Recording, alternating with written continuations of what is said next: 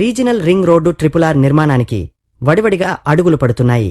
ఉత్తర మార్గంలో భూసేకరణ కూడా దాదాపు పూర్తవగా ఇటీవలనే కేంద్ర ప్రభుత్వం కీలక నిర్ణయం కూడా తీసుకుంది. ట్రిపుల్ ఉత్తర భాగంలో 4 లేన్ల ఎక్స్ప్రెస్ రహదారి నిర్మాణ పనులకు టెండర్లను పిలిచింది. ముందుగా గిర్మాపూర్ నుంచి యాదాద్రి వరకు ఎక్స్ప్రెస్ రహదారి నిర్మాణం జరగనుంది. 7,104 కోట్ల రూపాయలతో మొత్తం 162 కిలోమీటర్ల మేర రహదారి నిర్మాణానికి టెండర్లు ఆహ్వానించారు.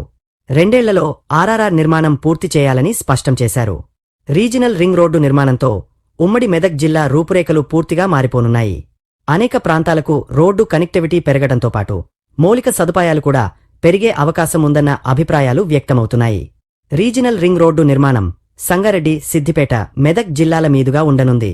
గజ్వేల్, తూప్రాన్, నర్సాపూర్, జగదేవ్పూర్ వంటి పట్టణాలకు కనెక్టివిటీ పెరగనుంది.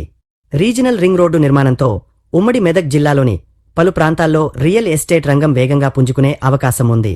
ఓఆర్ఆర్ మరియు ట్రిపుల్ మధ్య కనెక్టివిటీ రోడ్ల సంఖ్య పెరిగే అవకాశం ఉంది. ఈ మధ్య ప్రాంతంలో అత్యధికంగా పెట్టుబడులు పెట్టే అవకాశం ఉంది.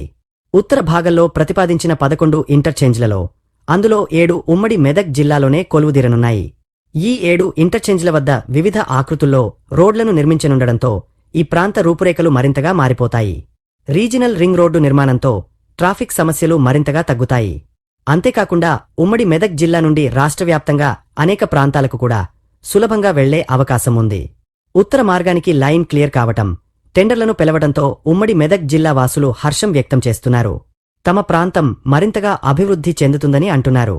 రీజనల్ రింగ్ రోడ్డు నిర్మాణం పూర్తయితే దాని వెంట పరిశ్రమలు, విద్యా సంస్థలు, ఆస్పత్రులు, హోటళ్లు ఇలా ఎన్నో నిర్మాణాలు జరుగుతాయని భావిస్తున్నారు. ఫలితంగా ఈ రోడ్డు నిర్మాణం అయ్యే ప్రాంతాల్లో భూముల ధరలకు మంచి డిమాండ్ ఉంటుంది. రీజనల్ రింగ్ రోడ్డు వేగవంతమైన లాజిస్టిక్స్ రవాణాకు అనుకూలంగా ఉంటుంది. దీంతో పరిశ్రమలు, గిడ్డంగులు, టెక్ పార్కులు వస్తాయి. మరిన్ని వ్యాపారాలు విస్తరిస్తాయి.